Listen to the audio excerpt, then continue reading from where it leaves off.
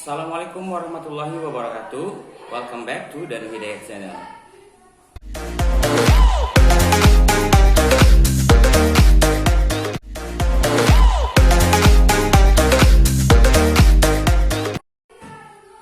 Okay, good morning my students. How are you? Long time no see. In this opportunity, I would like to explain you about our last material. That's about recount tax.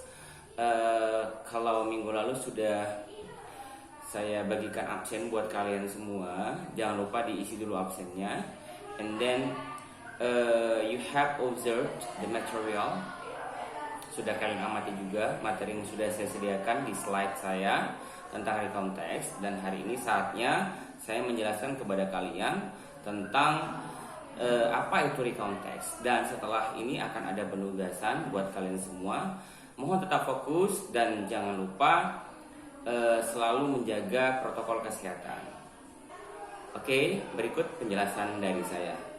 Alright students, before we are going to learn about recount tax, the first time we have to know what are our learning purpose today. Tujuan pelajaran kita hari ini adalah yang pertama, siswa mampu memahami apa itu pengertian dari recount tax. Yang kedua, siswa mampu memahami atau mengidentifikasi generic structure dari recount tax. Dan yang ketiga, siswa mampu memahami atau mengidentifikasi jenis-jenis daripada recount tax.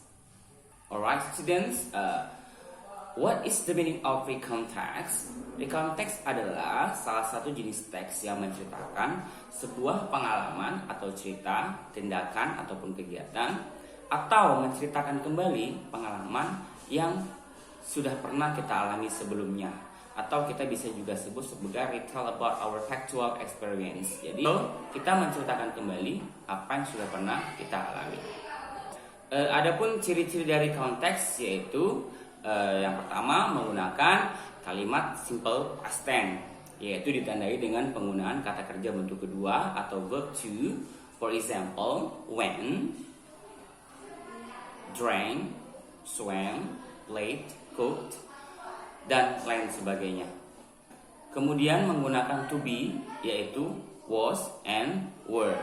Kenapa kita menggunakan bentuk simple past? Karena kita menceritakan yang sudah pernah kita alami sebelumnya, yaitu past time.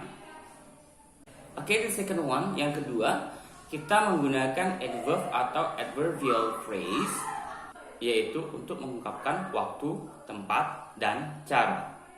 Contohnya, last September, Samosir Island, the second day, dan lain sebagainya. The third one, yang ketiga, kita menggunakan conjunctions and time connectives untuk mengurutkan peristiwa atau kejadian yang kita ceritakan. Contohnya, and, after that, then, before, and many more, dan lain sebagainya. I hope sudah paham apa yang sudah saya terangkan sebelumnya mengenai definisi dan ciri atau karakteristik dari recount tax. Nah, sekarang bagian atau part dari recount tax itu sendiri ada 3 bagian. Yang pertama yaitu disebut dengan orientations, dan yang kedua events, dan yang terakhir disebut reorientations.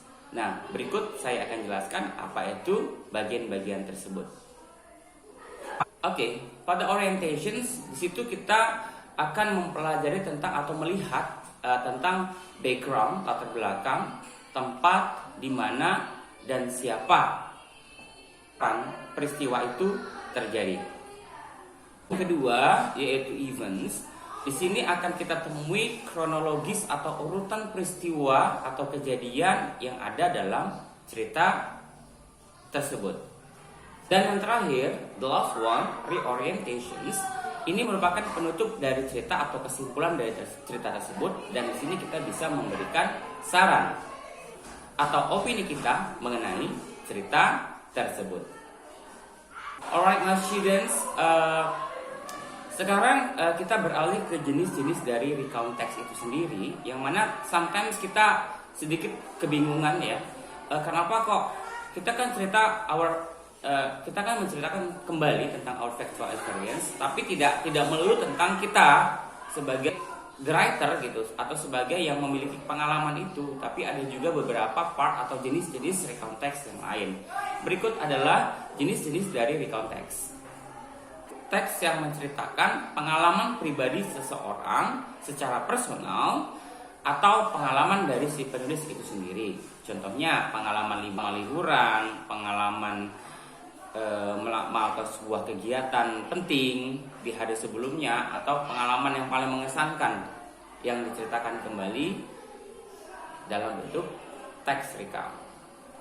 Second one, yang kedua, yaitu imaginative, yaitu teks recount yang berfungsi untuk menceritakan tentang sebuah imajinasi, untuk menyajikan sebuah kisah imajinatif dituangkan dalam peristiwa atau kejadian ataupun cerita yang sudah terjadi sebelumnya.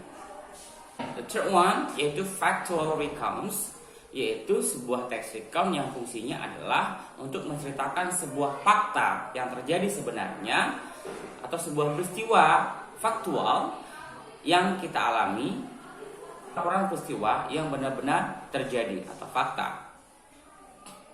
Laporan ilmiah, kemudian laporan kehilangan dan lain sebagainya.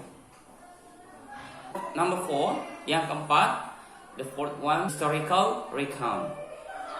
Jenis teks ini kita menceritakan tentang sejarah, baik berupa bangunan bersejarah atau benda-benda bersejarah.